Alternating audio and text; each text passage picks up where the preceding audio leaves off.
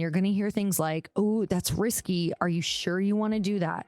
What if it doesn't work out?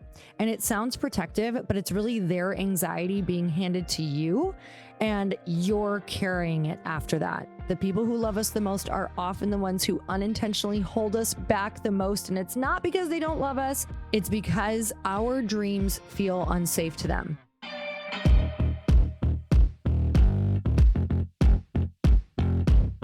Welcome back to the podcast. It's time for another quickie because there's always time to fit in inspiration.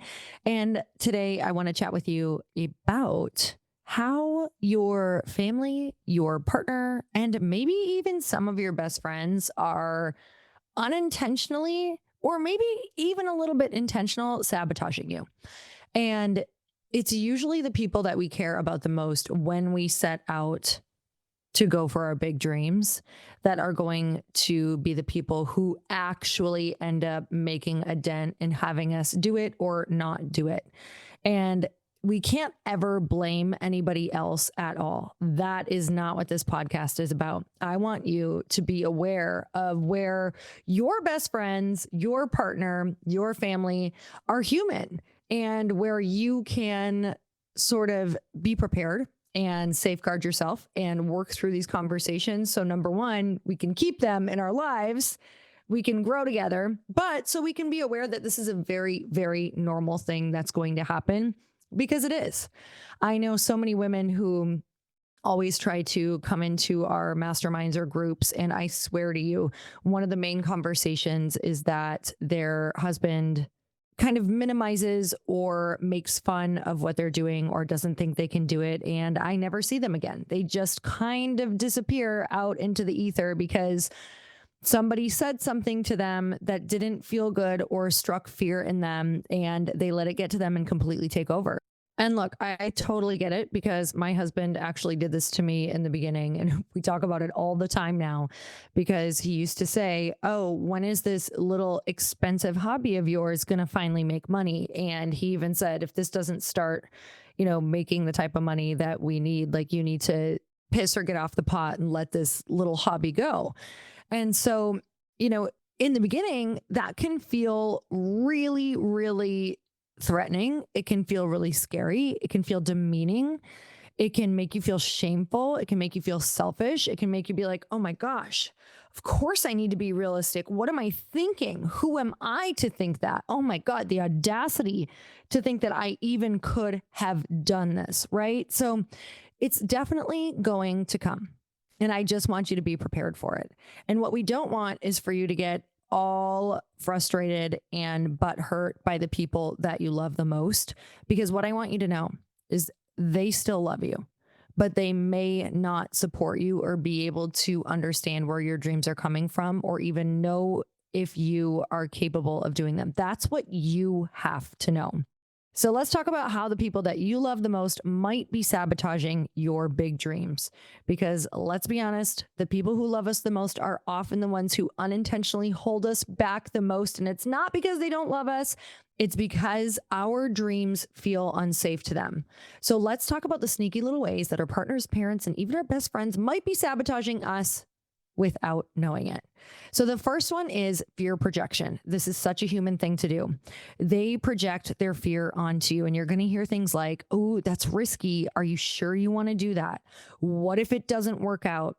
And it sounds protective, but it's really their anxiety being handed to you, and you're carrying it after that. So one of the reframes that you can just really sit in is realizing that that is actually their fear.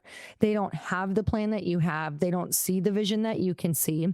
The fear is on them. And what you can do is you can thank them for caring, and then you can keep going. Like, I thank you. I see you. I appreciate you caring, but I'm going to keep on going. Number two is withholding support. So they don't actively discourage you, but they also don't cheer you on. And a lot of times when people are waiting for people to cheer them on, this is almost a personal form of sabotage, where it's like, well, If they don't support me, if they don't cheer me on, then I'm upset with them and I don't have the support from my family. And this is why I can't do it, right? Maybe they change the subject when you talk about your goals or act like it's not a big deal. And that silence is going to make you question yourself. So the reframe can be, not everyone is meant to be your hype squad. Not everyone is going to understand. What you have to do is you have to find the people who light up when you talk about your big dreams and have the answers to help you with your big dreams, and normalize any of these fears and any of these risks, and also normalize the path and how challenging that path is going to be. This is why I pay to be in masterminds. This is why I pay a shitload for coaches. This is why you see me going to things all the time and putting myself around huge thinkers, is they normalize the process. Where, you guys, I went to coffee with some people the other day who were not entrepreneurs, and I was like, holy shit, like I can't even talk about what my life looks like every day because they couldn't even fathom like the things that I do on a daily basis. I am not making them bad. They just live in a very different world where if I said the risks that I carry, the decisions that I make, and the things that I do, and how fast I move and ask for really big things or go for big things on a daily basis, it was not even comprehensible to them. And I didn't love the feedback that I was getting. So I had this realization, just like all of you right now, or you've had in the past. I'm like, ooh, I really have to be careful what circles I'm speaking this massive dream into, because if people don't get it, the feeling that they deflect back onto you is pretty intense. Like, energy is a real thing. And I'm like, oh, you know what? We're going to find some common ground. We're going to talk about something totally different. So number 3 is guilt tripping. They make you feel guilty for putting time, energy, or money into your dream by saying you're never around anymore, or it must be nice to just focus on yourself. And, oh, I hope that you're loving that little business and all the time that you're putting into it, because we sure haven't gotten to see you. Or I sure hope that pays off, because I really noticed that it's putting a strain on your relationships, or I feel like it's putting a strain on our relationship. And I think the reframe with this is really important to know where boundaries matter, because your dreams are going to require investment. And most of the time, those dreams are going to benefit the person who's probably saying it. So I think bringing them in, inviting them along, telling them why it's important that you're doing it, and the fact that you do want to grow something and grow something for the family, or you have big visions for your life, or maybe you just have not felt good or happy without doing these things for yourself, and it's starting to reflect in how you show up in the family. Like, really bring them along and tell them why this is so important to you. Most times stuff like this is just a communication problem. And if they don't have the vision, and if they don't necessarily have the capacity to understand, you need to explain it to them in a way that is so loving and brings them along. Because if you know that you're the person who maybe has a little bit more emotional capacity in this particular experience, then you're the one who has to kind of buck up and turn the other cheek and carry that. I know that doesn't seem fair, but if you're talking to someone who doesn't have the capacity to understand what you're doing, don't argue with someone who's not going to listen and give you a chance to really talk. So it is your responsibility to kind of take them along. Or if you have to, you might have to cut this person out for a little while, if it is someone that you can kind of hold to arm's length for a little bit. Number 4, they're probably going to highlight worst case scenarios. I've had this so many times. So they're going to play devil's advocate over and over again. They're going to say, let me tell you why I don't think this is going to work, or let me tell you about your cousin who did this, or your sister, or remember what happened to this person. Oh, I heard a story about this and they lost all this money, or maybe this person's going to jail. You guys, I don't know. They say the craziest things sometimes, and I'm like, where did this even come from? But you have to decide yourself what worst case scenario is. Are people going to say stuff about you? Could you lose everything? Could you be okay with that if that does happen? These are the questions that you have to ask yourself when you go into entrepreneurship. How far are you willing to go? And what is that line that maybe you put on yourself of, here's how far I'm going to go. Here's the line I'm not going to cross. Here's the nest egg I'm always going to keep no matter what, because it's very different if you have a family. I totally understand that. And those are the decisions that you have to make. So the reframe on this, though, is what if it works? What if someone has to hold the vision for best case scenario? You guys, and that someone always has to be you. You always have to know, okay, what's the worst that could happen? Can I handle that? And then what is best case scenario? And once you've already covered what's worst case scenario, you can toss that out the window because you know you're set, right? And now the only vision I want you guys to hold, or the only vision that's going to hold you and get you to the finish line, is best case scenario. And as a visionary, as an entrepreneur, you have to always be holding that. Number 5, they're going to sabotage you through subtle little undermining jokes or sarcasm. They're going to say things like, oh, here comes the entrepreneur of the year. And it feels playful, but it's actually really shitty when it lands on your heart. And we have to remember that the reframe is that jokes are often truth in disguise. And it's probably kind of pinging them in a way that they realize they did not go after what they wanted to do. So don't take them as truth. You guys, take them as fuel. Like, go and just take so much action that one day you can say, remember that little business? Yeah, well, that little business is going to take you on the trip of a lifetime, or that little business mom is going to buy you a house, or whatever you want, whatever feels good, whatever sort of thing in your mind actually fuels you. Or maybe you're feeling opposite and you're like, remember that little business? Yeah, I'm out of here. Whatever it is, you guys, whatever fuels you in a loving, beautiful way to keep going for your big dream, that's what we want to hold on to. Number 6, the last way, which there's plenty of more ways, but this is my last and final one, is that they're going to overemphasize stability. They're going to push you toward this safer, more traditional path because it's what they know. They're always going to say something like, you really need to get a stable job, or don't you just want something where you know your retirement is good? And the reframe on that is, stability for them doesn't equal fulfillment for you. And you're not here to repeat their path and their cycle. You're here to create your own path and your own life. And also, stability does not exist. Let me tell you a little story about stability, and that is, my husband was in the most incredible job in the financial industry and the entire mortgage and finance industry in 2008 completely collapsed to the point where there were no jobs. So we went from making a ton of money and overspending when we were in our 20s to completely in debt, with him no place to go, no jobs in actual existence of what he was doing in that time period. From a job where everyone said, oh, it's banking. I mean, it's homes. It's the most stable thing out there, to completely losing it. So nothing is stable. And I will say, I will always bet on myself. And if for any reason anyone ever needs to go and find a job, let me just tell you, there are jobs available, especially for people who are willing to hustle. Like, I love the creator economy.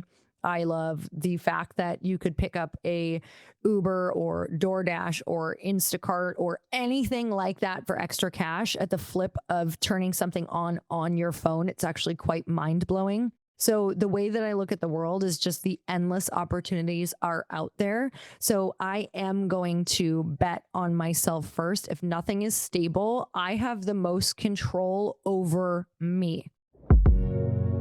Are you ready to take your business marketing to the next level?